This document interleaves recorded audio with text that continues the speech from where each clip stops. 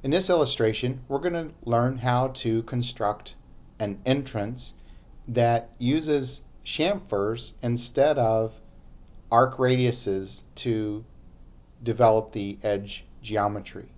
And this is going to be handled quite a bit differently in terms of the way we construct things to make sure that everything is ruled together properly. So the first thing we want to do is consider that the driveway entrance we want to make is going to be a total of 20 feet wide. We're going to have a pad making up our chamfer that's 10 feet wide, and then our chamfer length is going to be an additional 10 feet on each side. So 20 foot of entrance, and then an additional 10 feet on each side, so 40 feet total for our throat opening. So let's go ahead and first establish our 20 foot to the left and right using these three-dimensional references. Pretend like this is our main line edge of pavement, and this is going to be the center of our entrance, the vertical line. We're going to start with the single offset partial command, and I'm using the examples workspace. I'm using the Geom Scratch feature here, and so I'm just going to put in a name here, and we can always change these later.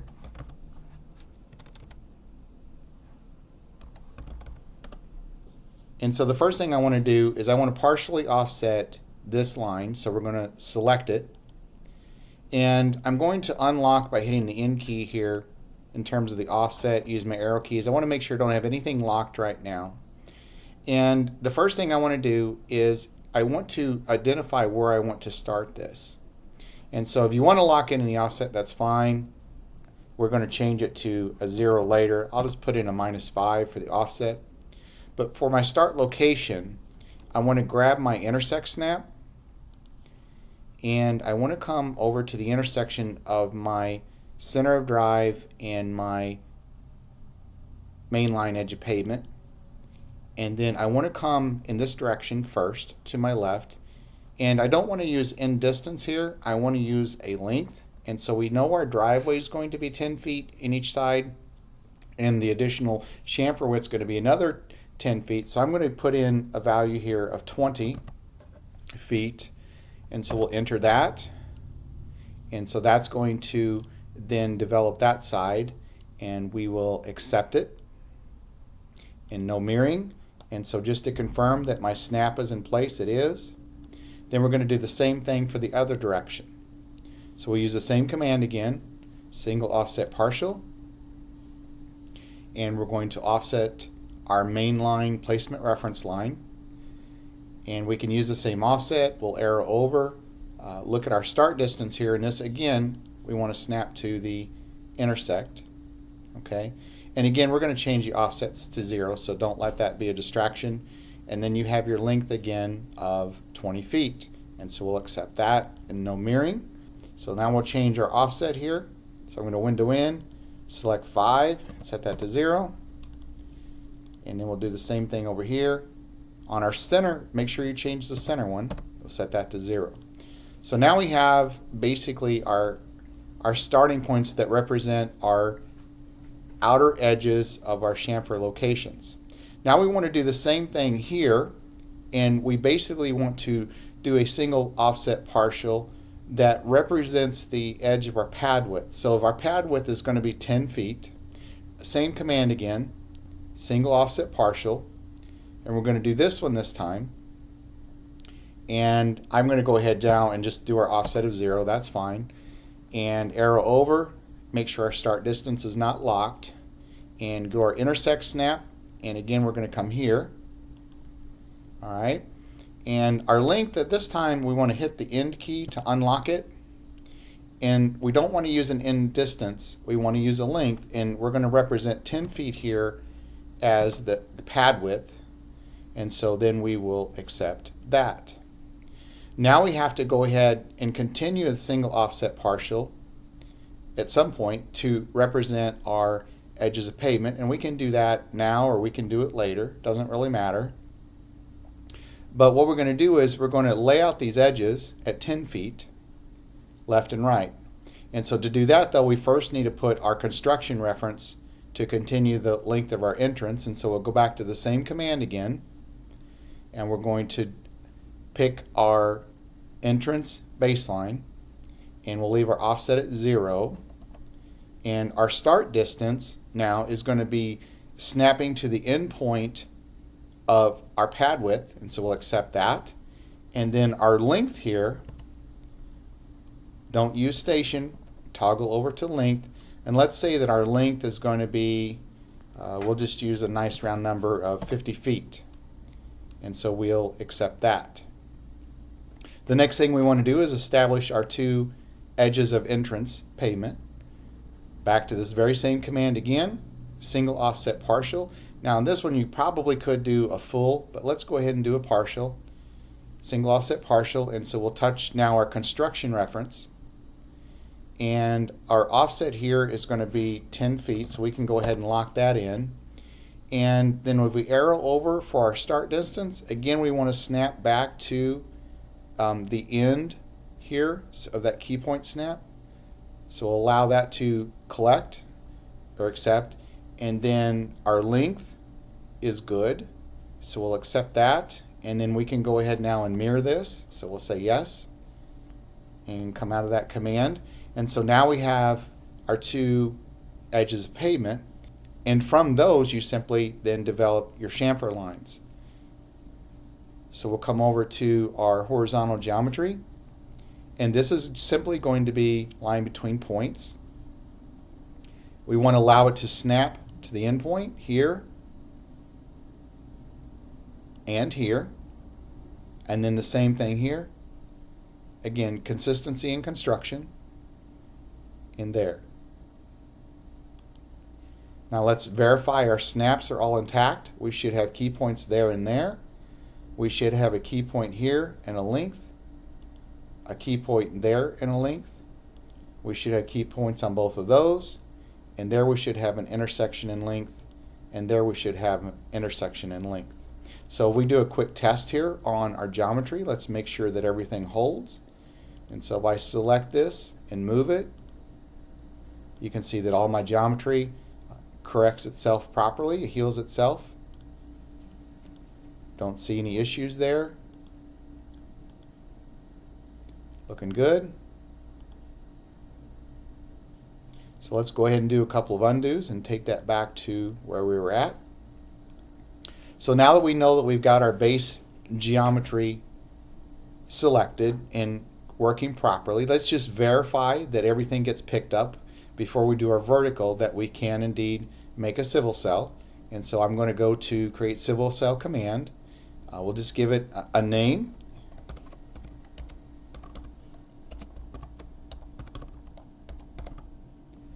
And accept that. And then ask us then to locate our first reference. Okay, so let's give that a name. We're going to call that mainline edge of pavement, which is here. And then the next reference is going to be entrance center line. And so you can see everything is properly ruled and highlighted. So I'm going to go ahead and cancel out of here. No need to go ahead and make it at this point. So then the next thing we want to do is we want to focus then on the vertical geometry side of things. So let's go ahead and start with assigning a profile to these edges, because we're going to need this profile in order to profile this. Now whether we profile this one, it doesn't really matter at this point. And so I'm going to go to my vertical tools, and I'm going to use the profile by slope from element. And I want to profile that line. So we'll reset.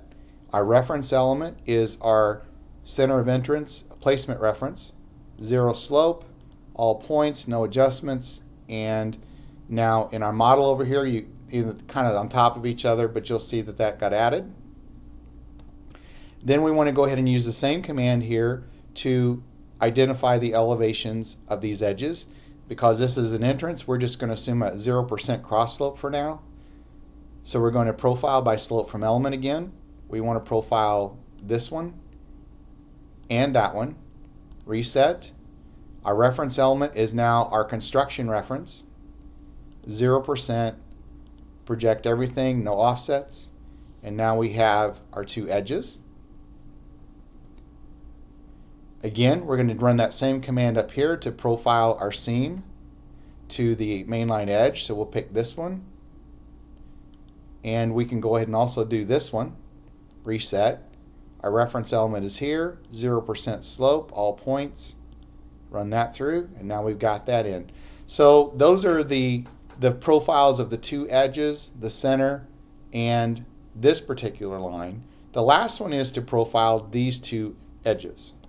And so what I'm going to do at this point is I'm going to open up a profile view. Let's go ahead and zoom in a little bit. Open a profile view over here. And right now it's just showing essentially the existing terrain. But we know that this has an elevation, and we know this has an elevation.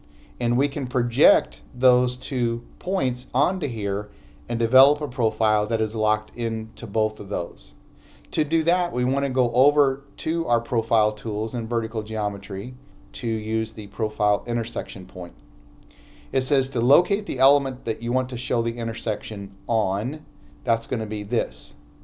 Now locate which ones it intersects. We know we intersect that one, and we intersect that one. It's going to put these little purple dots out there. And what these purple dots represent are the endpoints of those two lines.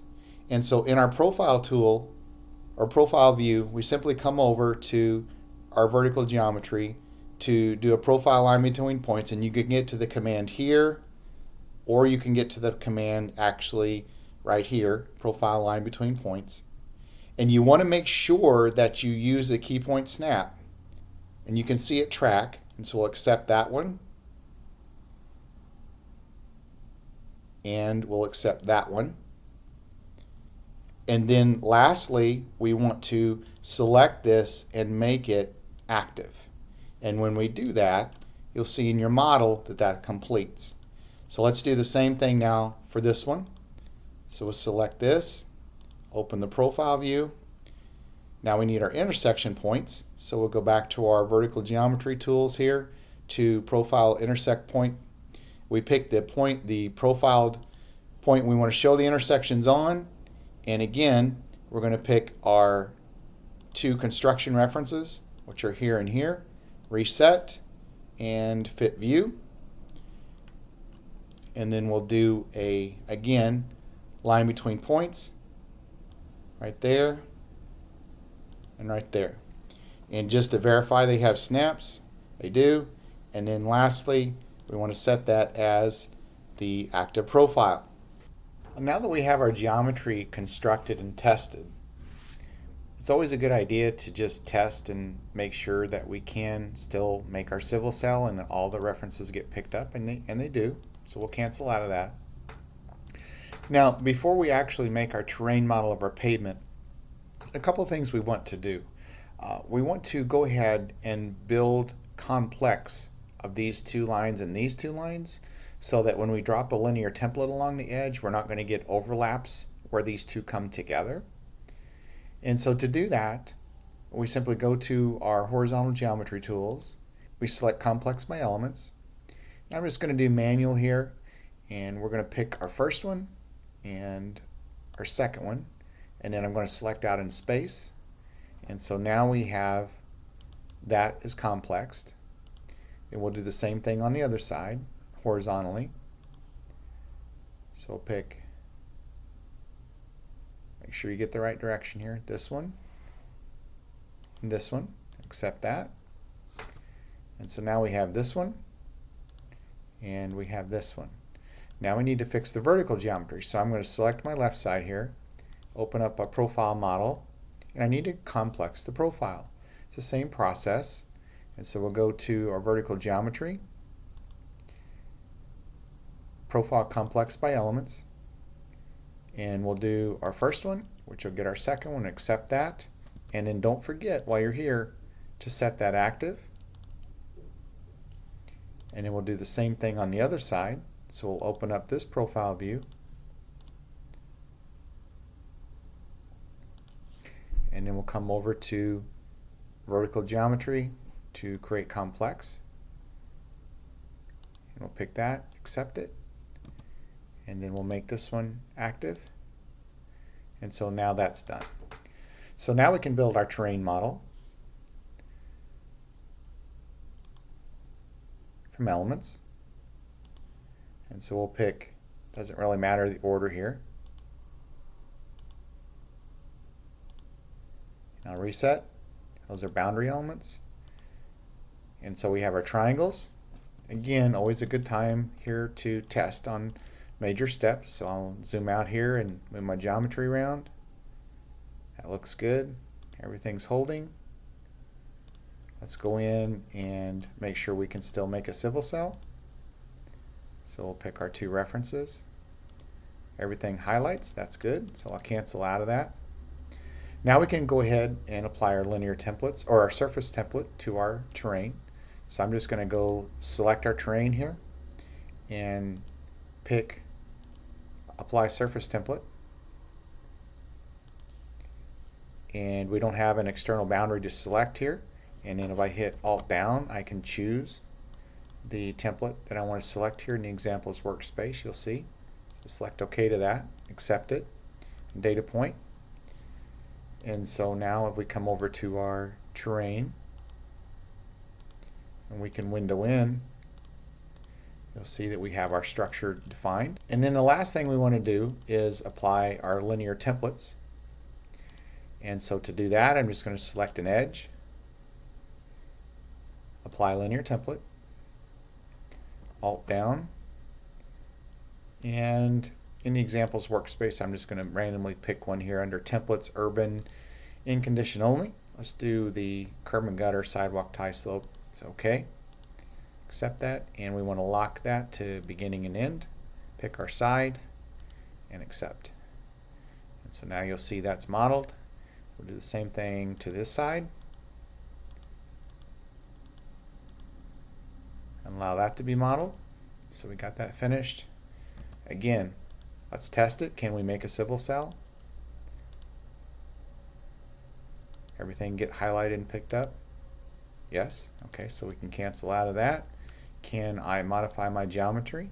So with all of our geometry intact, you can see that everything holds together very nicely. So then the last step in the process is just to create the final civil cell. So we'll go to create civil cell. We'll accept a name here, and then we want to name our first reference. So I'm just going to call this mainline edge of pavement, and I'll locate that reference. And I'm going to call this entrance center line. Tab out of that. Pick this one. Reset, reset, accept. Now that we have that civil cell created, let's go ahead and test placing that on other geometry. So we'll just say place civil cell, and I can just pick it right here in my drawing, and then locate the mainline edge of pavement reference here, and the entrance center line here, and allow that to resolve itself. And so we can do it here, or if we reverse each of our directions, we can test that as well. And now we can reset and accept. And so you can see over here we have our new civil cell placed on the other side of the road. Now keep in mind, my linear template drops here of the sidewalk coming into the pavement. The curb and gutter aren't necessarily right. You wouldn't have curb and gutter teeing into a mainline edge like that. And this is just an illustration. You can use any linear template combination you want off of your pavement, just to kind of show you that you can do any type of bend around a chamfer, including curb and gutter and sidewalk, if you complex first. But don't forget to not only complex the edge of pavement, but you also have to complex the profile itself to make that act as one particular entity instead of two individual ones, and then you won't get those overlaps where that bend takes place. So this concludes how you can create a civil cell comprised of pavement that uses a chamfered type approach versus a radial approach for the returns.